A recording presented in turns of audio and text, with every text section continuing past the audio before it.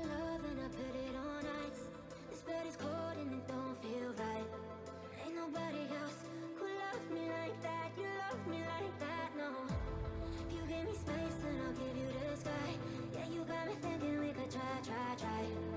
Ain't nobody else who love me like that. You love me like that. When I said it's over, thought I really meant that. Now I'm wanting you back, so just hold me closer. Ain't nobody like us, now I know. So come on and love me like you did before. Tell me I'm worth fighting for. Show me that there's something more. We can do better.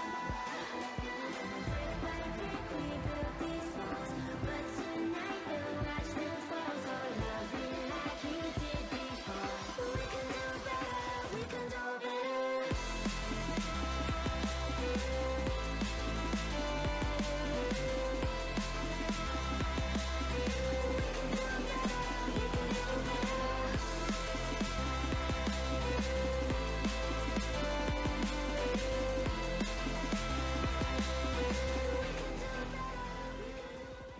皆さんこんにちは、小永と申します。今回紹介するビルドは Ignite Vortex Elementalist です。前期の Lake of Calandra ではルエ2のガイドであったり、スティールメイジが配信でプレイしていて見たことある方も多いと思います。非常に人気なんですが、ビルドガイドがなんか少ない印象ですね。Vortex というスキルは基礎ダメージのジェムレベルスケールが非常に高くて、スキルの発動時のこの爆破ダメージですね。これは優秀です。エレメンタリストのアセンダンシであるシェイパー・オブ・フレームの Hits Always Ignite により、この Vortex で Ignite ダメージを出すビルドとなっています。また、インスタンススキルということもあって、レフトクリックにですね、この Vortex を刺して、いわゆるウォーキングシミュレーター、歩くだけで敵が消えていくというようなビルドとなっています。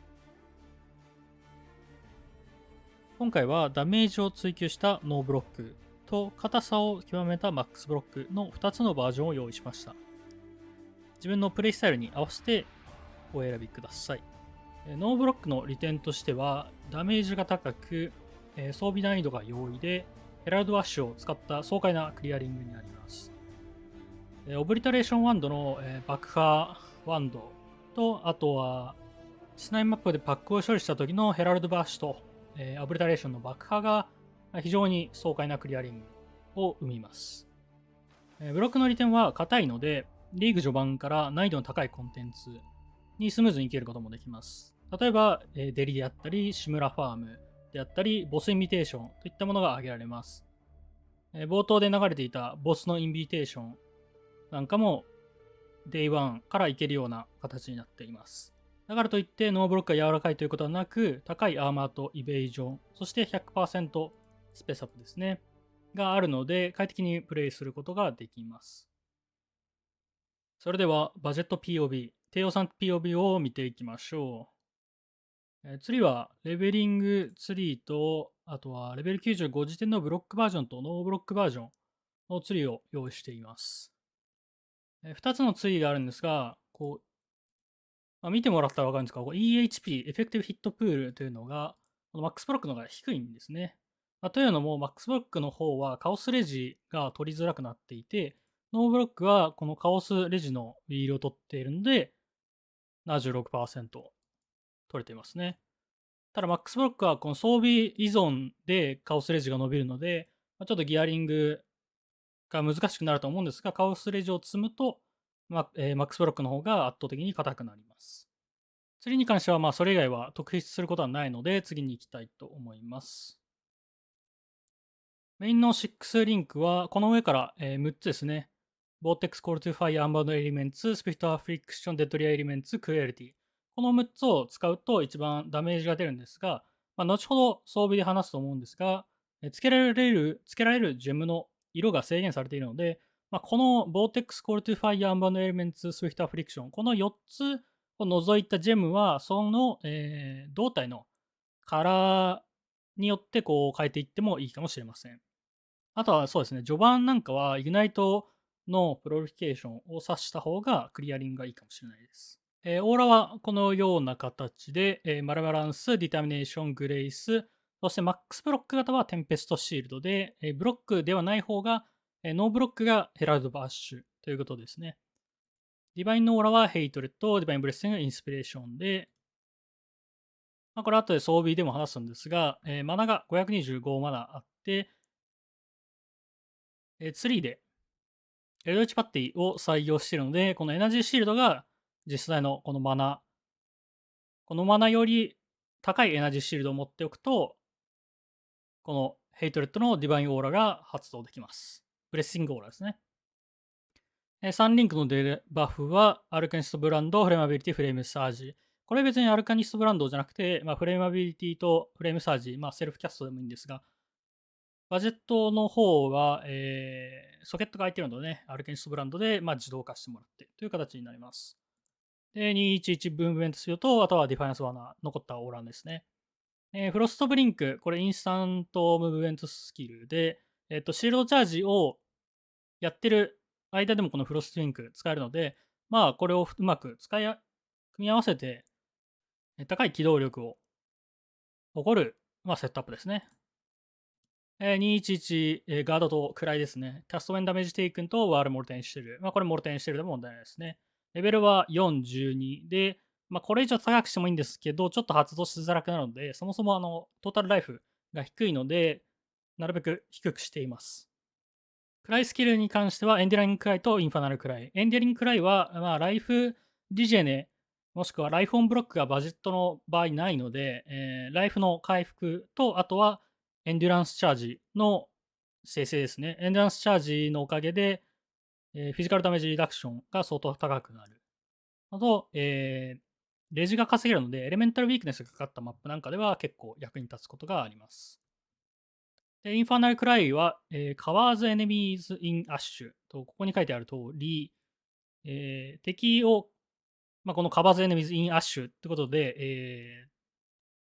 20% インクリストファイアダメージテイクンと 20% レスムーブメントスピードというデバフを敵にかけるので、このスキル非常に強いですね。スキルの構成は以上となります。次は装備構成の紹介です。この低予算ビルドでは2つ買わなければならないものがあり、それらがこのビルドにかかる最低限の金額です。それら以外は基本的にセルフクラフトになってくると思います。まず1つ目がスキンオブザロイヤル。これはチャイルアブリーチでドロップするユニークの胴体で、元から6リンクになっています。ここに書かれているソケットが変更できない、ソケッツ cannot be modified とある通り、色を変えることができません。なので、自分の予算に合った色のコンビネーションを買ってください。これは色の、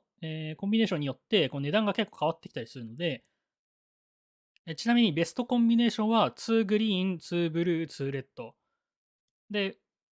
この色のコンビネーションですね。2レッド、2グリーン、2ブルー。で、大体調べたんですが、おそらく1ディバインよりいかないぐらいで買えるかなとは思うんですが、ちょっと他の現状メタビルドがどのような色を使うのかわからないので、もしかしたら高くなるかもしれないですし、安くなるかもしれないですね。で、2つ目の買い物が、アイテムレベル50以上のマナリザベーションスモールクラスター3パッシブですね。ベースが 30C。で、それをオルタレーションでスパムして、25% エフェクトと50%マナリザーブの、オーラ軽減ですね。ここではサブライムフォームになってるんですが、候補としては、ディターミネーションのものであったり、ヘイトレッドのものであったり、マラバランスのものがあると思うので、そのどれかがいいですね。マラバランスとサブライムフォームが、オルエレメンタルレジスタンスとカオスレジがもらえるので、この2つがいいかなとは思います。その他、装備は駆け足で見ていきましょう。武器の候補は3つあり、1つ目がアクト1ですね。アクト1で買える、ベンダーで買える、ワンドを買ってもらって、それをオルタレーションでスパムして、プラス1コールドを出す方法ですね。アクト1のワンドは、アイテムレベル的にプラス1スキルが一番出やすいので、少しオルタレーション回したら結構出るかなと思います。あとはサフィックスに、ファイアダメージオーバータイムマルティプライヤーをクラフトして完成です。2つ目のものは、クオリティジェムを使ったベンダーレシピですね。ベースはこのインプリシットにエレメンタルダメージがついているセプチャーですね。それプラス、コールドタグがついたクオリティジェム、合計40%になるように、ベンダーに入れると、このプラス1コールドオールスキルジェムがついたマジックアイテムが手に入るので、それに、ファイアダメージオーバータイムマルティプライヤーをクラフトしてもらって終了になります。3つ目は、先ほど言ったオブリタレーションワンド。これはマップクリアリングで非常にね、強力なので、使えるといいですね。その他装備は基本的にエッセンスクラフト、サプレス装備、もしくは単純なライフ、レジ、アトリビュート等の、フィラーの装備となっているので、現在映しているのは、ブロック型の場合ですね。まずノーブロックの場合は高い ES ベース、ティタニアムスピリットシールド、もしくは、他の装備でサプレスが足りなければ ES イベージョン、今持っている ES イベージョンのシールドを使ってください。マックスブロック用のシールドは、このミラードスパイクドシールドを使います。これはですね、素のブロックが 26%、で、ES のベース値、で、インプリシットにこの 5% サプレスが高く設定されているので、バランスが取れていて非常に強力です。作り方はスコーンエッセンス、クリットチャンスフォースペルと、スペースアップ、あとはマナー用の ES が足りなければ ES がついているといいと思います。で、アイテムとはライフであったり、レイジアトリビュートをつければいいと思います。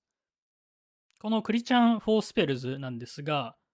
このボーテックスは、エレメンタルオーバーロードを使っているので、この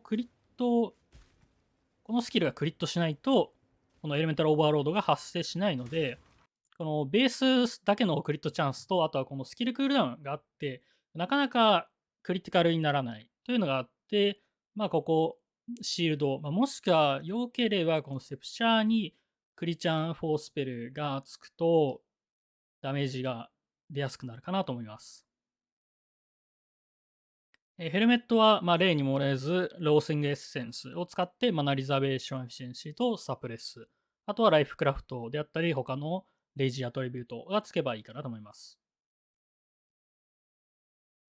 インプレッションについては、このアドコールド、トゥースペルですね。フレームアビリティカースエフェクトでもいいんですが、あれちょっとナーフされたんで、これどっちが強いかはあんまちょっと確かめてないので、もしかしたらフレームアビリティの方がいいかもしれないですね。あとはマナリザベーションに関してはこれグレーター、エルドリッチカレンシー以上となってるので、レッサーだと 7% なので、絶対グレーター以上にしてください。ここをミスすると、リザーブのまだマイナスになっちゃうので、これはグレーターにしてください。で、胴体は先ほど言った通り、スキルオムザロイヤル。グラブは、ライフ、スペルサプレッション。で、これ、プレフィックスに空きがあれば AOE ジェムなんかをつけると、グレイスだったりディタミネーションの効果が高くなるので、おすすめです。作り方としては、グリードエッセンス、ライフエッセンスですね。ライフでエッセンスするか、ログでこんな感じのライフとサプレスがついたものをゲットすればいいかなと思います。インプレッシュとは、エクスポージャー、これは確定ですね。その他にエクスポージャーをかけるものが、ないので、基本的に。ここで自動化した方が一番いいかなと思います。イグナイトスプレッドに関しては、スキル構成でイグナイトプロリフィケーションがあったんですが、それを使うか、もしくは、ここの、インプリシットにつけるか、後々ミディアムクラスターを使うと思うんですが、ミディアムクラスターでもこのイグナイトスプレッドがあるので、どれかにつけた方がいいですね。もし、ミディアムクラスターで取るというのであれば、このインプリシットはファイアダメージオーバータイムマルティプライヤーというのがあるので、それを採用してください。ただ、インプリシットにつけるのが一番楽だと思います。ブーツには、ライフ、MS、サプレッションがついて、その他、アトリビュートだったり、レジスタンスですね。インプリシットは、イグナイト・ディール・ダメージ・ファスターと、スコーチ・オ・グラウンド。で、このスコーチ・オ・グラウンドは、確か、レジを下げるんでしたっけね。10% ほどレジを下げるので、ダメージの通りが非常に高くなります。なので、この2つはダメージを上げることにおいて非常に優秀なので、この2つを採用しましょう。アメレットはプラス1コールドがついた、シトリン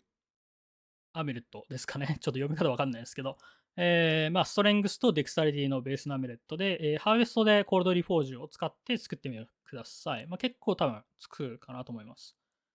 またはベルドモッドのストレングスとデクスタリティをここにクラフトすると、アトリビュートカタルシスを指して結構アトリビュート稼げるので、クラフトはこのストレングスデクスタリティがいいかなと思います。アノイトはエントレンチですかね。セピア、アジュル、バイオレットと、相当安いので、これをつけたいですね。で他に候補としてはインベテレートがあるんですが、これブラックゴールデンって非常に高いので、3% しか違わないんでね、エントレンチがいいかなと思います。それとこのライフフラスクゲインスリチャージ、When you suppress spell damage。これ非常に強くてですね、ボス戦、もしくは冒頭であったブリーチボスのインビテーションなんかだと、本当にライフフラスクが切れないので、非常に優秀だと思います。なんで、他の装備は許すのであれば、もうインベテレート行かずに、普通にエントレンチずっと行ってた方が、もしかしたらいいかもしれないです。リング、ベルト等はですね、基本的にライフ、レジ、アトリビュートがつけばもう何でもいいですね。で、ここステージアンベルトになってるんですが、ステージアンベルトがゲットできるまではヘビーベルトであったり、レザーベルトで問題ないですね。特にストレングスが足りないので、ヘビーベルトを最初は使ってるのもいいかもしれないです。アビスジュエルは、サーチングアイ、もしくは、ヒプノティックアイを使うと、このチャンスとゲインフェイジングオンキルがつくので、この2つのどちらかを使用してください。ボーテックスの性質上、自分が前に進まないと敵は倒せないので、シールドチャージとパックに引っかかることが、あります。なので、このフェイジングオンキルで、フェイジング、敵を素通りできるようにして、うまくダメージを出すという形になっています。またはライフ、アトリビュート、レジ、ES 等がつくといいですね。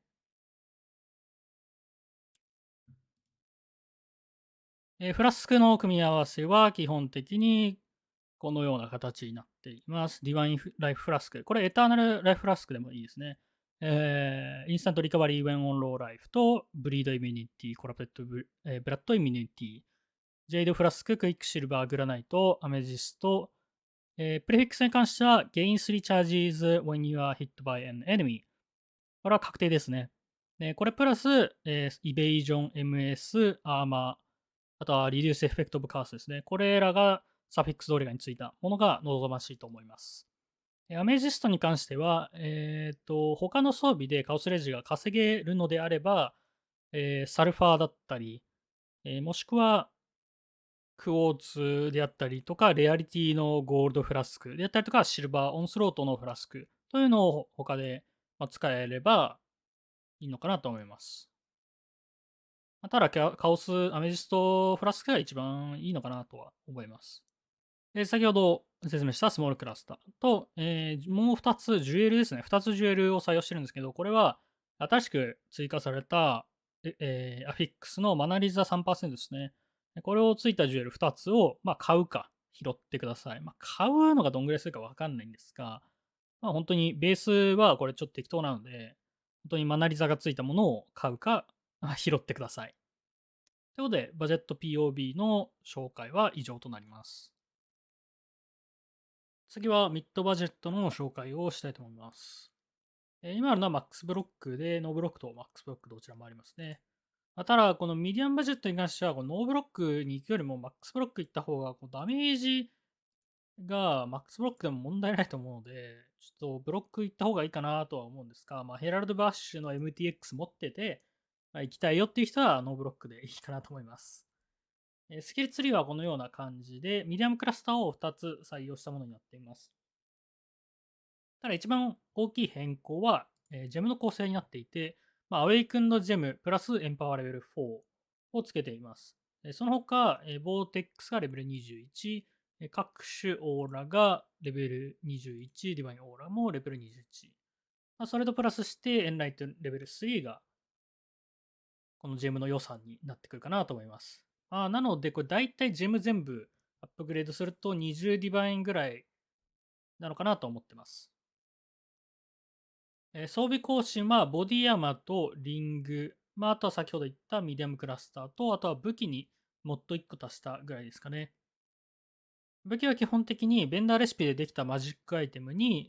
オーギュメントとリーガルを打ってコールドダメージであったり、ファイヤーダメージ、バーニングダメージ、ダメージオーバータイムマルティプライヤーなどがついたら OK です。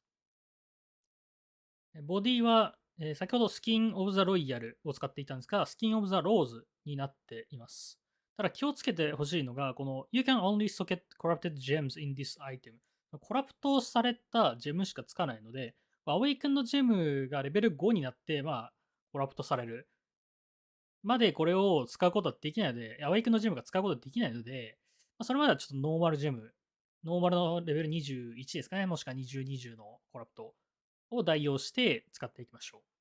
う。その他のチェンジとしては、このブーツにクリットチャンスのエンチャントがついているので、これによって、さらに先ほど言ったこのエレメンタルオーバーロードが発動しやすくなっています。リングにはレプリカエンバーウェイクで DPS をブーストさせています。ただ弱点としてはこのイグナイト、リデュースイグナイトデュレーションエネミーズとあって、このイグナイトのデュレーションを下げるんですね。1.88 秒なんですが、これ元は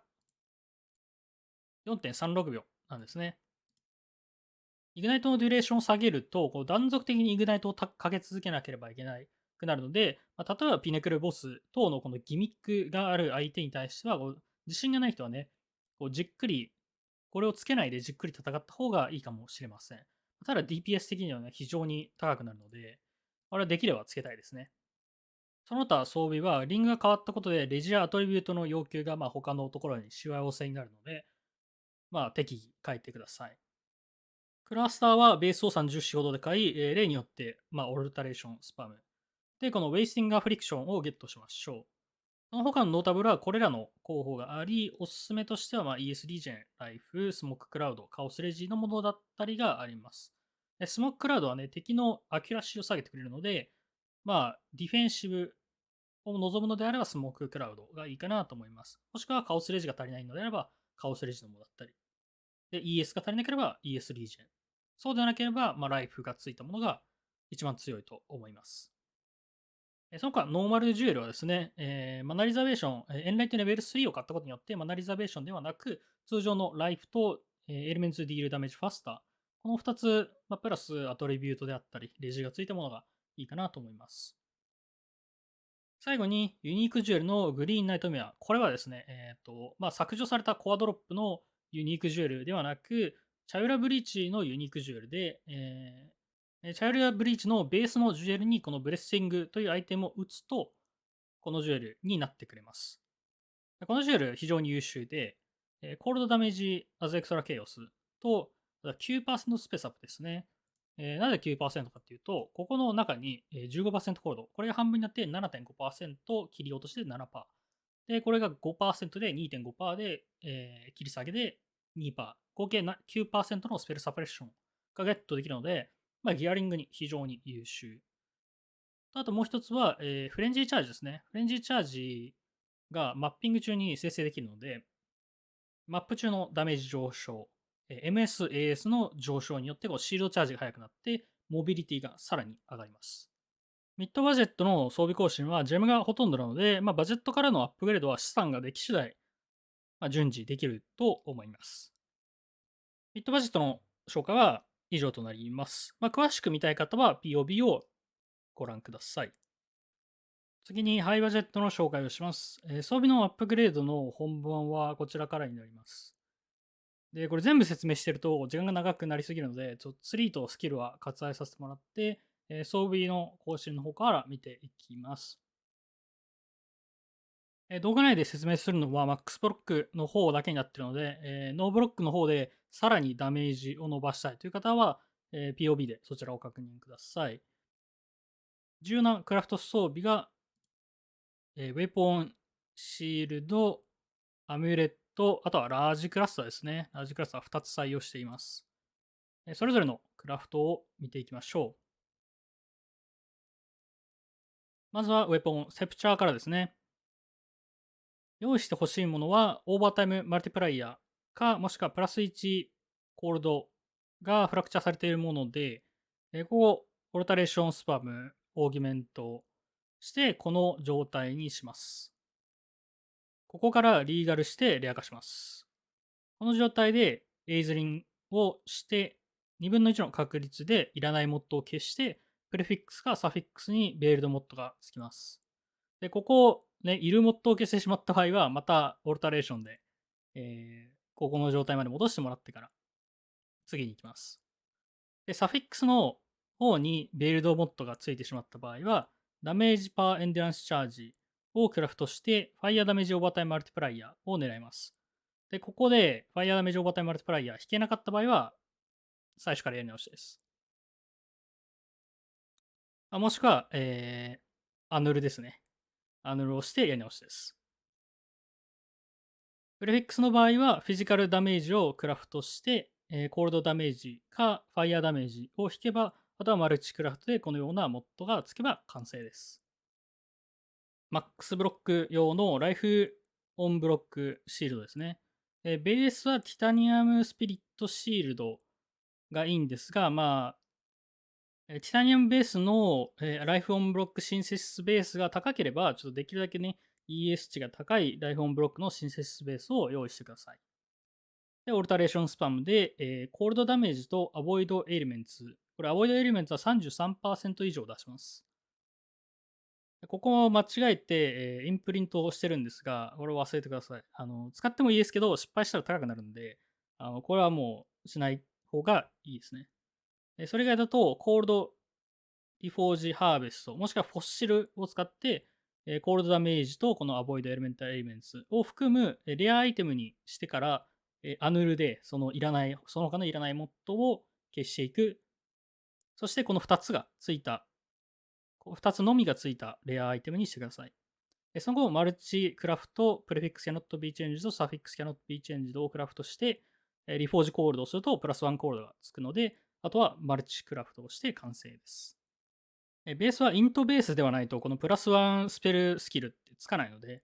注意してください。次に、アメレットはプラスアメレットを作ります。ダメージオーバータイムマルティプライヤーがフラクチャーされたものを買って、オルタレーションとオーギュメントでプラス1オールスキルを出してください。これ、ウェイト50なんでね、根気よく回し続けてください。リーガルでレア化して、で、プレフィックスにモッドがついた場合は、これ、アヌルでお祈りですね。2分の1でまたプラス1からやり直しっていうプラス1つけるところでやり直しみたいな感じになります。で、サフィックスにモッドがついた場合は、プレフィックスキャノットをクラフトしてアヌルします。で、これ、アヌルでプレスキャノットを引かれ続けるとずっとディバインを消費されるので、ここもお祈りですね。で、この2つのみがついた状態で、マルチクラフト、プレフィックスキャノット be changed で、アディットコールドダメージですね。このアディットコールドをプレフィックスにつけることによって、オーギュメントコールドをこの後するんですが、プラス1コールドしか出なくなります。で、ハーベスでオーギュメントコールドをすると、プラス2アメレットができます。で、残りは、先ほど同様、マルチクラフトをして完成です。最後にラージクラスターですね。これは直接使うか、もしくはフォッシルクラフトですね。直接買うと、5ディバイン、6ディバインぐらいするのかなするので、フォッシルクラフトで、デンスフォッシル、プリズマティック、プリスティンフォッシルを使うと、平均32回、32回結構多いんですが、340C で作ることができます。340C だと大体2ディバインちょいですね。ただこれはデルブね、どれだけやってる人がいるかって、フォッシルとか、あとはリゾネーターの代金が変わってくるので、でもおそらく自分で作った方が安いと思います。この他にはですね、リーサルプライドとウォッチャーズアイを追加しています。で、ウォッチャーズアイは、イグナイトディルダメージファスターが、2つ最低2つぐらいついたものがいいかなと思います。あとはそうですね、リーサルプライドをつけるとストレングスは非常に多く稼げるので、アイテムのところでストレングを稼ぐ必要もなくなってくるかなと思います。概要欄にタイムレスジュエルカリキュレーターという、簡単に欲しいシード値を計算して、トレードの検索までやってくれるサイトの URL を貼っておくので活用してください。でもう一つはウォッチャー剤ですね。ウォッチャー剤のモッドの候補としては、これらがあります。どの組み合わせでもいいんですが、スペルサプレッションが足りない場合は、グレイスのスペサプとかあっても全然いいかなと思います。自分の予算、装備に合ったものをご購入ください。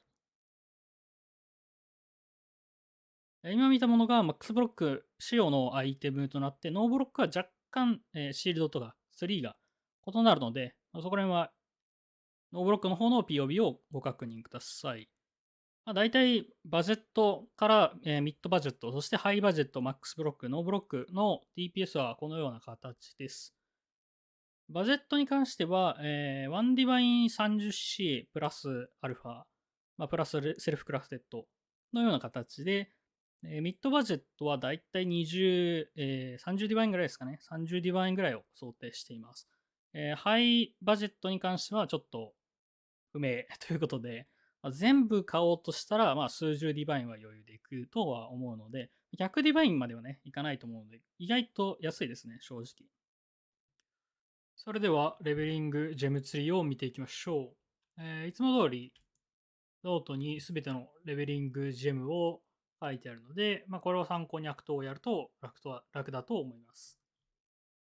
これに書いてあるアクト1って書いてあるのは、アクト1終わった後にあるすべてのスキルですね。今回はアクト3までのレベリングジェムとそれ以降でちょっと違っていて、アクト3までのレベリングジェムはストームブラストマインですね。マインちょっと使いづらいよっていう方いるかもしれないですが、これ非常に強力なので、ね、嫌いじゃなければ試してみてください。で、アクト1、アクト2、アクト3ですね。アクト3の途中から、アルマゲドンブランドとクリメーションが使えるんですが、これは終わった後でも大丈夫ですね。アクト3が終わった後にこれに全部変えてもらってもいいです。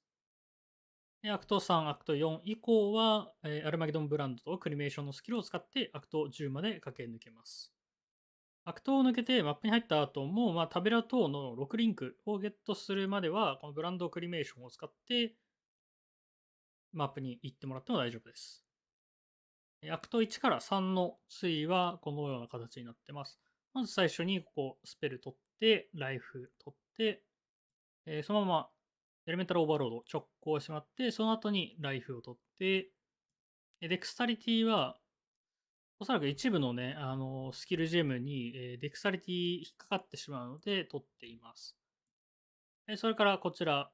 ずっと言ってもらって、ここ全部無視して、ここまでディバインジャッジメントのところまで直行して大丈夫ですね。で、この後にライフ取って、でおそらくこのオーラを取ってる時に、ベンダーであったりクエストだったりでオーラがゲットするできると思うので、これを取り終わった後に、50、25、クラリティ、みたいな形でね、こう、オーラを張っていければいいかなと思います。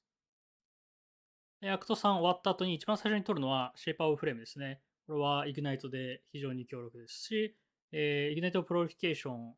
とセットで使うと、クリアリングも非常に楽になります。アクト4から7はこのような形で、先ほどまでここら辺まで取ってたんですが、ここから下のライフ取って、ここは、レジスタンスですね。オールレジスタンスがゲットできるので非常に強力ですね。でその後ライフ取って、ファイアダメージオーバータイムマルチ、ダメージオーバータイムマルチ、ファイアダメージオーバータイムマルチ、ファイアダメージオーバータイムマルチ。で、ここエルドリッチバッテリー取ってるんですが、正直自分の装備で ES がないなと思ったら別に取んなくても大丈夫ですね。あとはこの段階でおそらくディバインブレッシング取れるほどの ES は獲得できないので、後の方ね、ES、500だったり600ゲットできるまでちょっとこれはスキップ。エルドリッチバッテリーはスキップしても大丈夫です。アセンダンシー2つ目がこれシェイパーオブストームを取っています。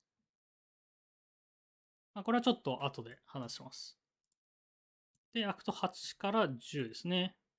こんな形で、オーラ、ライフ ES、ダメージ、ダメー